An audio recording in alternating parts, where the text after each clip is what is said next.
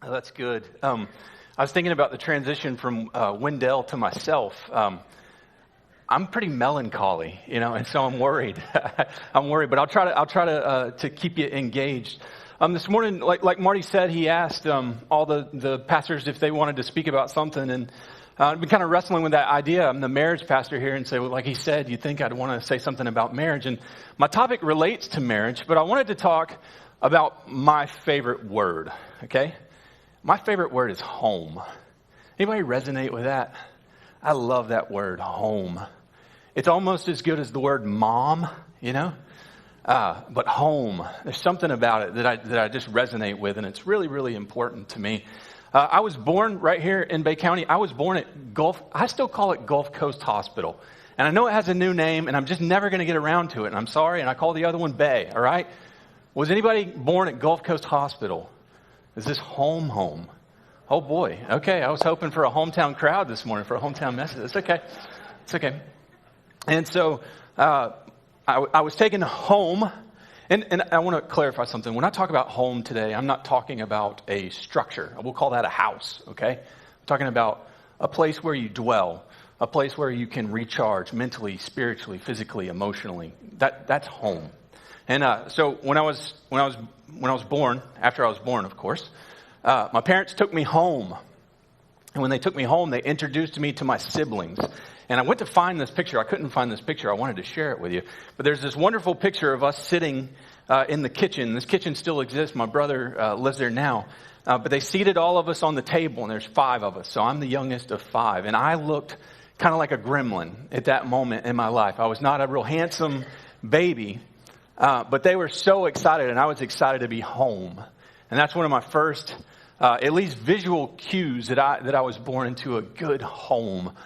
It was not a perfect home. In fact, at a very early age, my sister taught me to flip the bird. Yeah. So it was not a perfect home. And I inadvertently flipped the bird. And she said, Ted, don't do that. You don't want to do that. And so I took it a step further, and I said, well, if it's bad, maybe I should show this to Dad. And so I took this to my dad, and he said, son, who taught you that? Amy. It was Amy. She taught me that. And so if you get any impression that I grew up in a perfect home, that's not true. It was not a perfect home. We had struggles and triumphs, but it was a really good home.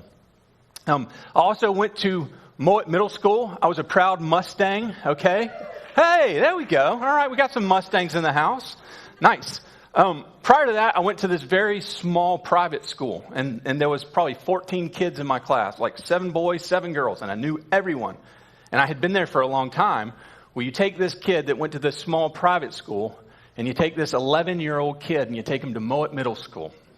And man, that was a lot. It was a lot for me.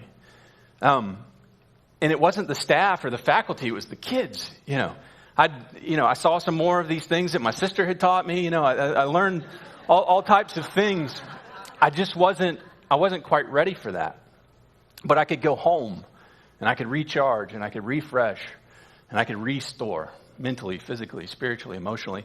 The way the buildings are set up at Mowat Middle School, the last building you get to is the 900 building, and that's where the 6th graders kind of hang out, And to get to the 900 building, you have to go past the 700 building and the 800, and that's where the 8th graders and the 7th graders kind of hang out. And I remember there's a huge difference. When you're 12 or when you're 11 and you're in middle school and specifically you're a male, there's a big difference between a 12-year-old and a 14-year-old. And I felt that on a daily basis. But I'm not alone. Some of you felt that too. When you went to middle school, man, it was a transition. But I could always go home, I wasn't perpetually stuck there at school. I could go home and I could recharge. And then when I got in 8th grade, everything got better. It was all good. But then I went to 9th grade, right? Any dolphins in the house? Yes, nice. Oh, these are my people over here, right? Got some Mosley Dolphins in the house. That's awesome.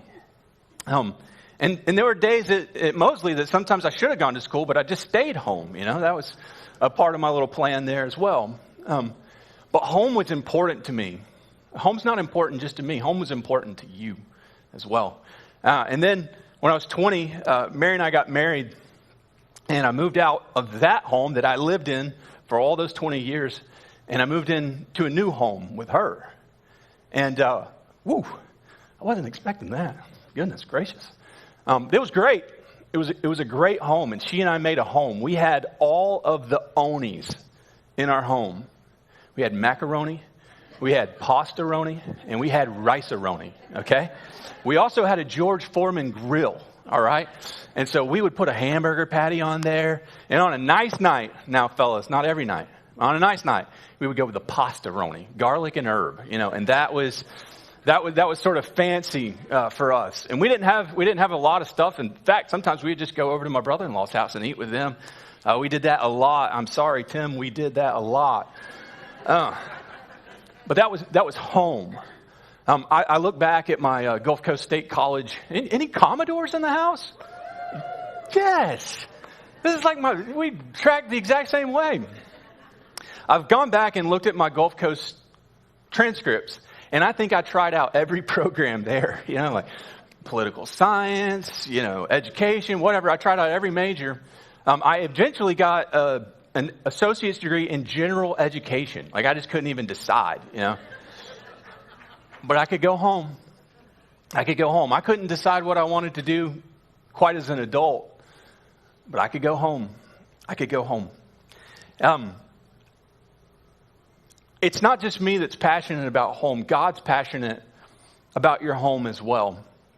And some of you didn't grow up in a good home. I get that. In a room this large, I know some of you are, this is a bit of a foreign concept. You're scratching your head. You're thinking, what is this home place that you speak of? And again, I'm not talking about the bricks and the mortar. Most of us have some sort of story to tell about Hurricane Michael, right?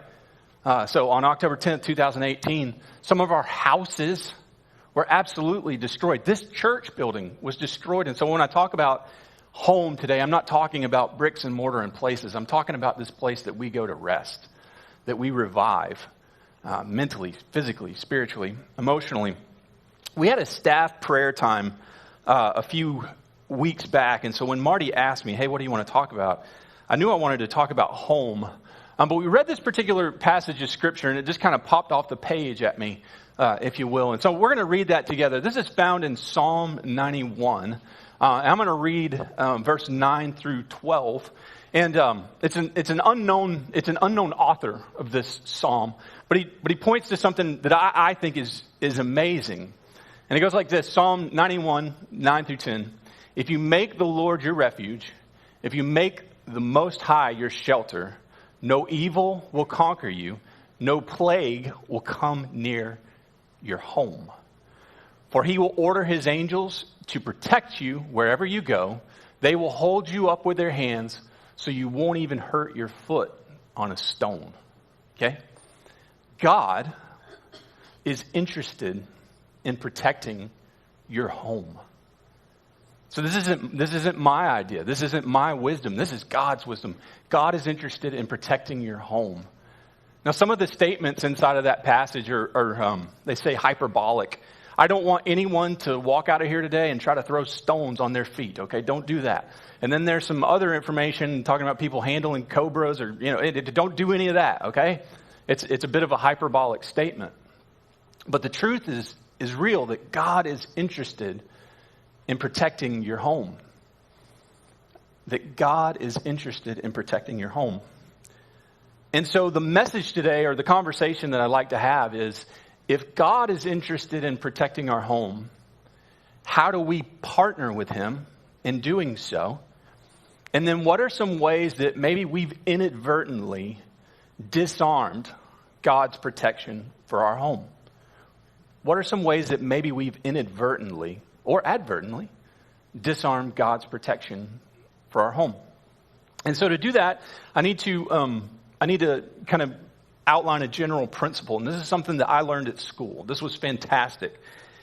We operate with God in an active, dependent relationship. Okay? We operate with God in an active, dependent relationship. All right, now I'll illustrate what I mean by that. This morning, if you're online, or you joined us right here in person, you did not lie in your bed and say, Lord, if you will, I'm going to lie here and send birds down. And these birds are going to pick up my bed sheets and they're going to take me and they're going to brush my teeth and comb my... This sounds like a Disney movie kind of, right? Yeah. You didn't do that. You made active choices to be here. And I'm so thankful that you did. I made an active choice to be here. Now, I depended on God to meet me, right? And I depended on God to show up. I depended on the Holy Spirit to be with me. He promises me those things. But I participate with God, and you participate with God. I think sometimes, and this is me, I'm going to keep my sharing eye-focused. I think sometimes that's wildly ineffective and inefficient for God. I'm thinking, why do you participate with me? You know, I don't have much to give today, God. I'm not a very good active participant. But that's how it works. We participate with God. We don't lie in our beds and say, God, if you will, raise my hands and take me to work. He doesn't do that. We have an activity. Another way to think of it is this way. We actively participate in God's plan and protection. So back to our homes. We actively participate in God's plan and protection. And just like that, God is actively protecting your home. God is actively protecting your home. And we actively participate in God's plan and protection. I want to illustrate it another way. I, for the most part, have driven older vehicles in my life. I don't know why. That's the way that it goes. And if you have ever driven an older vehicle, or you understand, sometimes the electronics get a little squirrely or a little goofy, you know? And so there's these lights that kind of come on, and they're telling you to check different things or, you know, kind of different stuff. And I was taught to just sort of ignore these things, you know, because they're not really going to tell you the truth anyway. I have a brake light on in my truck. I know the brakes are fine. I can step on them. They're fine. But there's this little annoying light that comes on. Well, so that's fine. But my wife got a little bit newer car than I had. And she was heading up north, like to Vernon or somewhere. And she's heading up there, and she calls me. She says, hey, babe. That's my nickname. Hey, babe. The car's acting funny. It's kind of wanting to die or something, and one of the lights is on. What do I say? Just ignore it. Just keep going. Her brother, not happy about that, okay? But I told her, just keep going. And I get another phone call. Hey, babe, I'm broke down. I'm in Vernon, and I'm at this little restaurant, but don't worry about it. There was a very nice gentleman that came in, and he's a mechanic, and they took the car, me and the kids. Oh, my goodness. The kids were involved. We're safe. And, you know, like an hour later, she calls me. She says, hey, dummy. The alternator, she didn't say dummy. She probably called me babe again. The alternator was bad. We needed a new alternator. And so at that point, I realized, man, maybe I ought to start paying attention to these indicators. You know, maybe there's some truth in this. This is an actual picture of my son's vehicle. So my son, he is cool. He left on June the 11th for the Navy, and so proud of him, but he left me this. I've actually sent him this in a letter. That I said, hey, bud, help me understand this. I'm not mad, but just help me understand what's going on. Now, as I look at this a little bit further, he's good on one indicator. You guys identify it. What indicator is he keen on? He knows you got to put gas in it, right? But he doesn't know about brake fluid or air in your tire. That one with the exclamation point, that's air in your tire. But I think it's my fault, right? I didn't teach him about all those things. I didn't tell him about all of those things. Now that DRL, that's daytime running lights. That's fine. We're good with that. But the other things we're worried about. I taught him how to put gas in his car, but I didn't necessarily teach him that all these other systems need to be in place. That there's other check engine lights that might flash at him and let him know, hey, dude, something's going on. And you think that might be intuitive. Have you met a 17-year-old? Like, it's not. It is just not intuitive. I'm sorry, 17-year-olds. I don't mean that. But he's got other things on his mind. He's not paying attention to those things. I think this is true with you and me as well. I think that there are indicators in our life that sort of go off sometimes, that sometimes we're aware of and sometimes we're not. And I believe that God is asking us, hey, dude, protect your home. Hey, man, protect your eyes, protect your soul. And we either don't know or we don't know how to read them, okay? And so what I want to talk about is a group of people that God gave some check engine lights to. These were the Israelites. And most of you are familiar with the 10 Commandments. If I say that, you have some sort of vague idea. There's these 10 Commandments. God gave a gentleman named Moses these 10 Commandments, and they were sort of like check engine lights, if you will, for their life. And he was saying, hey, these things are really important. You know, so if you kind of had a dashboard of your life, these things would be on there and they would be important. And the idea is, hey, don't either follow these or don't break these. Okay? So that was the idea. And those were written to a very specific people group at a very specific time. So I'm not suggesting, and this is hard, this is like a theological debate, and I'm not interested in really engaging that the 10 Commandments are relevant or they were written to a specific group of people, but I think there is so much life inside of the 10 Commandments. And so today, for the sake of time, I want to talk about 4 of them, okay? So I want to talk about 4 of the 10 Commandments that I think are still extremely applicable to our lives. And maybe, let me just be honest, maybe they're the ones that I picked because I thought, man, these are the ones that are the warning lights for my life that I need to be paying attention to.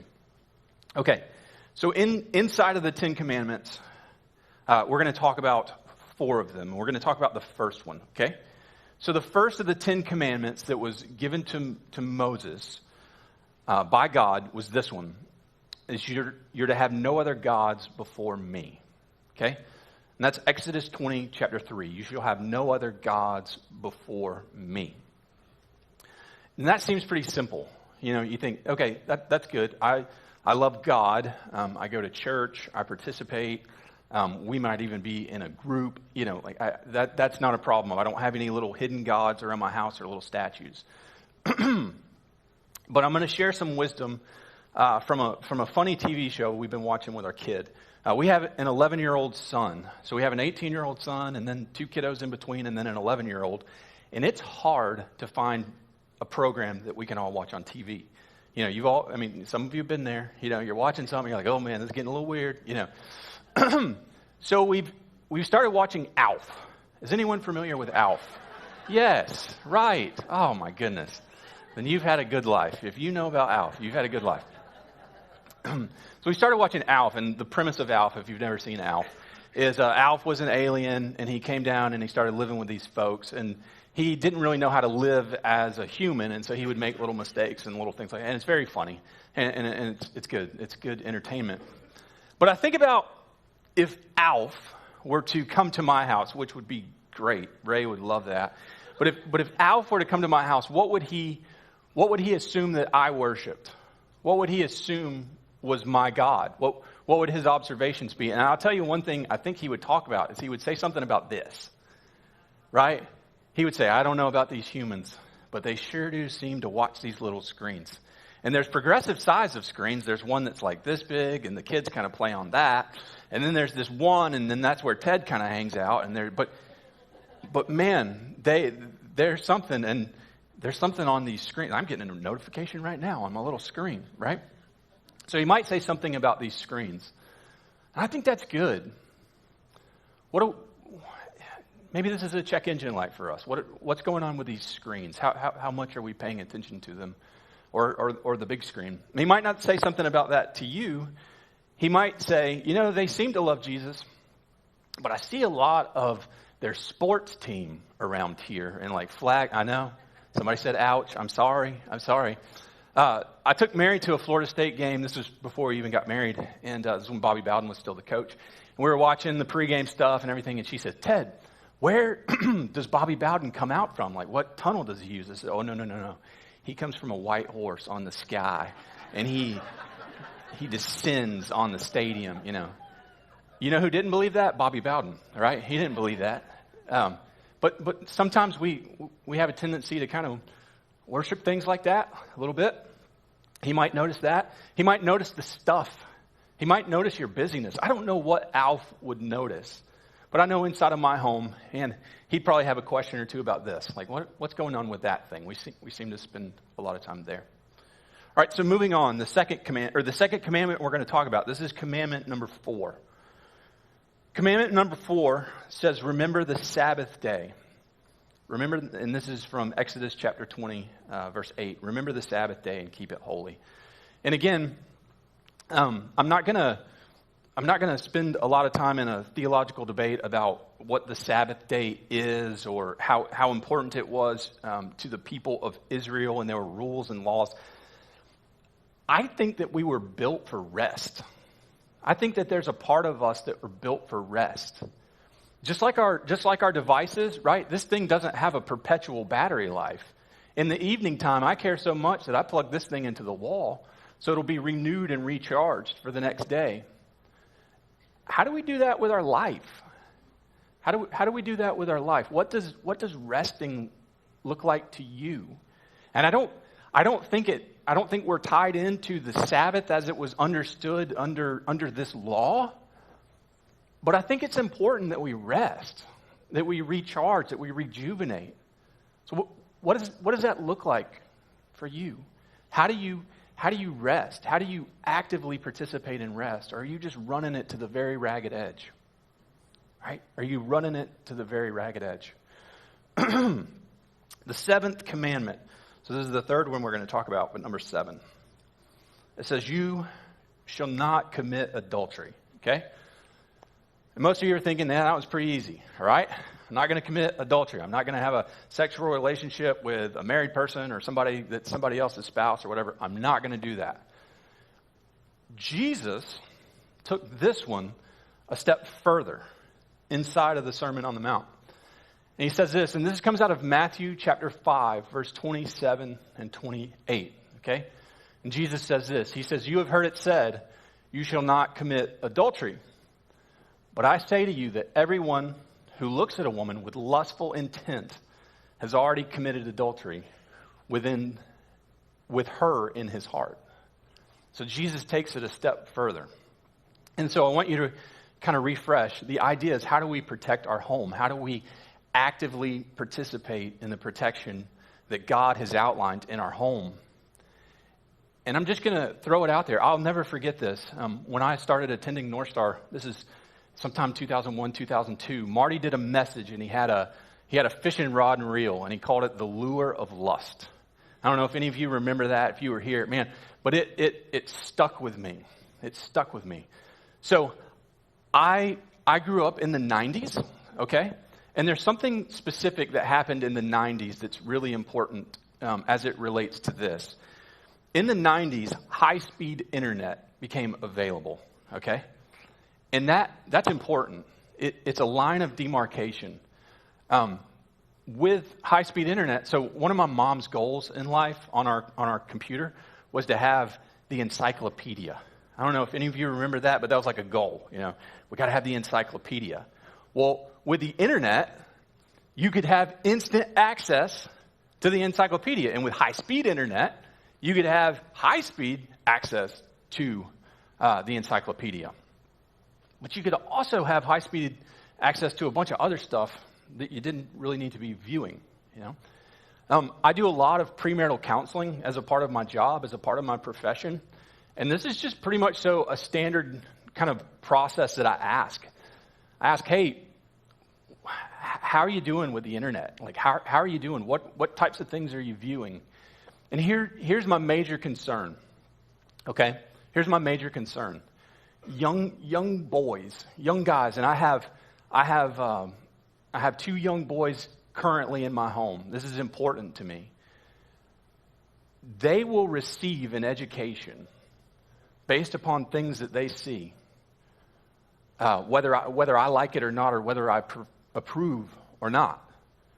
And when they get married, and there's an 80% chance in the United States that you'll get married, that you'll live in a monogamous relationship, what you viewed up until that time educates you on what's going to happen, okay?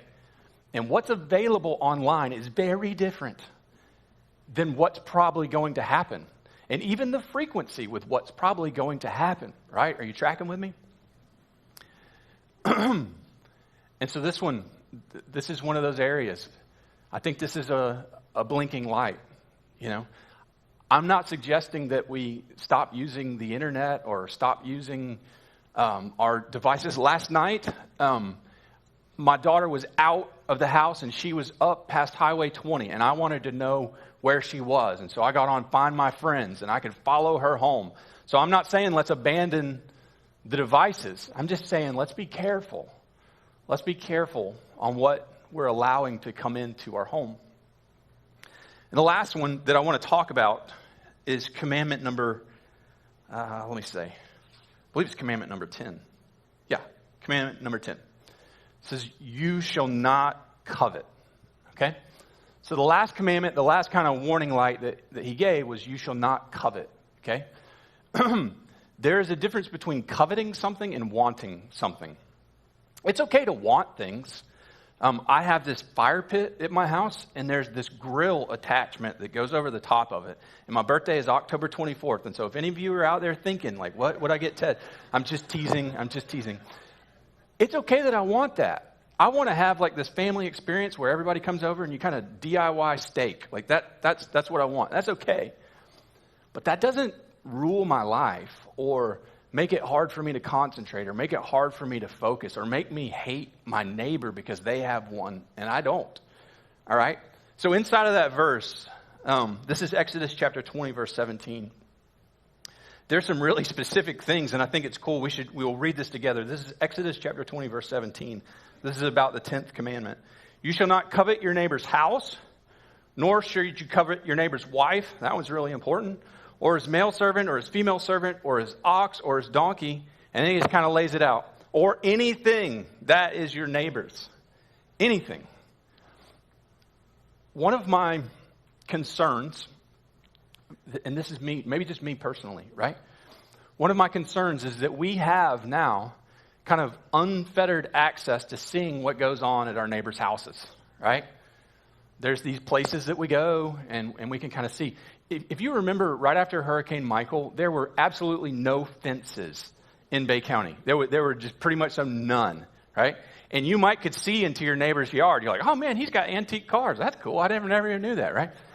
And then all of a sudden we built fences, I think we sort of live in a world where all the fences are down now. And we all sort of see what's going on with each other's lives. And my concern is maybe that sparks this covetous in our life. That all of a sudden now I can see that you guys went on 15 Disney vacations and I didn't. And that becomes problematic for me. And I begin to kind of stew about that or ruminate about that. And like, man, I should have stayed an accounting major at Gulf Coast State College. All my friends that are CPAs, man, they're rich. I should have stayed a CPA or whatever. I've never thought those thoughts, by the way. That was oddly specific. That was oddly specific. But I want to give you 3 action steps. These are not going to be mind-blowing, okay? I promise you that. But I think if you'll try them, that God may just do something in your life that you'll be so glad that he did as it relates to the protection of your home.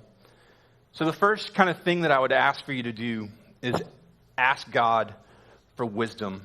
This verse isn't going to come up on the screen, but James, half-brother of Jesus, he says, if you need wisdom, ask our generous God and he will give it to you. He will not rebuke you for asking. So if you want to know something about how to protect your home, if it's unclear to you, if there's indicators in your life that you're clear on, but there's some that you're not clear on, but there seems to be some blinking lights, ask God. Ask God for wisdom. He will generously give you that wisdom. And then the second thing is, with God's help, identify actions that you need to take. I'm going to share with you guys some examples out of my own life of actions that I've taken. But I bet if you pray and ask God, your actions won't be the same as mine. And so by no means am I being prescriptive about the things that you ought to do, but I do think we should ask. And then I think when God tells us that we should identify those things. And then the last thing is this: in faith, take those steps. In faith, take those steps. So if God tells you, hey, buddy, there's a check engine light coming on in your car, in your life, you need to take some steps, and he clearly outlines that for you. I want you to take those steps. And so to kind of wrap up today, I want to tell you some steps that I've taken or some things that I've done. And again, two things. I don't want you to hear me saying, I am such a pious, good person, and I take these steps. No, I'm saying I need it in my life, right? I need accountability. I need all sorts of things. And so I'm actively trying to help God protect my home, okay? And these are some ways that I have done that, okay? Not necessarily ways that you are, okay? So as I prayed about it and I asked God one thing, I have two people in my life that live in my home that have the relational need for attention. You can identify some people in your life that have the relational need for attention, but I know I have two. This thing seems to take up too much of my attention, okay?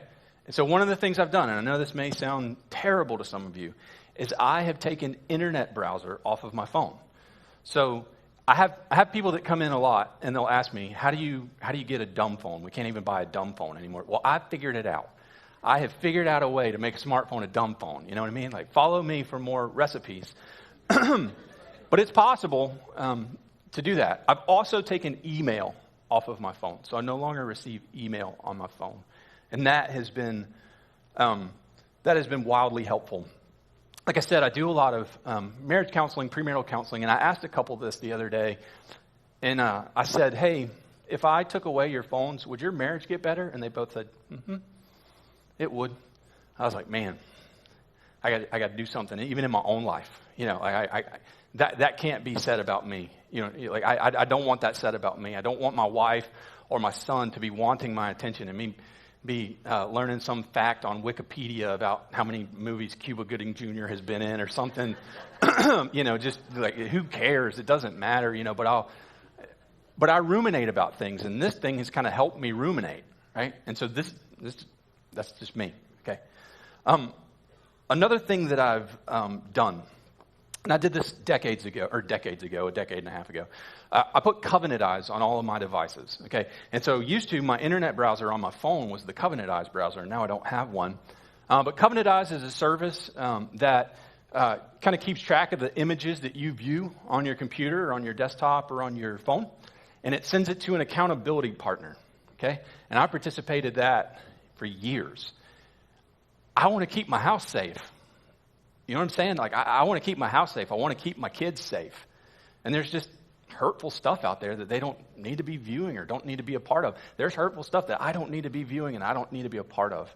And so that's just something that I do. It costs like, I think $12 a month, so it's not free, but it's super helpful. And I'm not pushing Covenant Eyes. Use a different service. But consider using some sort of accountability software on your phones, on your computers, and keep your family safe. That might be something that the Lord speaks to you. The last thing I've done, in keeping with the Sabbath, I read an excellent book, and I'm going to put a picture of this book up on the screen. The book is called The Ruthless Elimination of Hurry. And so I read this book, or actually I listened to it on Audible, and then I bought a physical copy of it, and I've been working through it. It's called The Ruthless Elimination of Hurry. And inside of that book, it outlines this idea of Sabbath rest. And so that's something that Mary and I have been doing. And for us, in our home, we've tried to do Friday night to Saturday night. That's Sabbath for us. I'm here on Sunday mornings, and so that doesn't really work out. And I'm not trying to get legalistic about what the word Sabbath means or anything like that. I'm just trying to say, hey, I need to shut it down. There has to be an opportunity to shut it down. And so I highly recommend the book, The Ruthless Elimination of Hurry. And so what I want to do, Disney, if you go to Disney, when people are out in the public, they're on stage. And when they leave the park, they're off stage. So if you're Mickey Mouse and you're on stage, you have to be a certain way. But then when you get off stage, you can take your head off, you know, you can eat a sandwich, you can do all that sort of stuff because you're off stage. I've just found that sometimes it's really hard to find where is off stage in my life. And so just kind of passionately pursuing, what does a Sabbath rest look like for me? And again, I'm not saying God's going to tell you to do that. He may not. And I know that mine aren't always perfect. Man, this last month has been crazy. And we've been trying to fix things and do things and all sorts of stuff. But we've just been trying to actively pursue rest in our life. And so I'll wrap up and say, I want you to do that. I want you to pray about it. I want you to ask God for wisdom. Say, God, just like my son, he didn't know what all those other check engine lights meant. I believe that. I don't think it was volition. I don't think he was like, I'm going to get dad. Watch this, I'm going to leave him this. I don't think he understood all those signs and symbols. And he didn't ask, right? So go to God and ask him, God, what are these warning signs? What are these little blips on my radar that I'm getting? And God, what action steps could I take in order to eliminate some of those things in my life, or bring some things into my life that need to be a part of my life? And then God, in faith, I'm gonna walk out and I'm gonna do those things. So as we close today, the prayer team is going to come up. And so if you would like to receive prayer for anything or just communicate with somebody, they will be around and available, willing to pray for you about anything you'd like to pray. They'd love to pray for you about what steps God's having in your life to make sure that those check engine lights get turned off. Let's pray together. Dear Lord in heaven, I say thank you so much for all the times that you have blipped on a little check engine light in my life. And the times that you've allowed me to say, hey, Ted, there's no life down that road. Stop going down that road. There's no life down that road. And you've given me just a little check in my spirit or a check in my prayer life. God, thank you for that. Thank you for people that have held me accountable.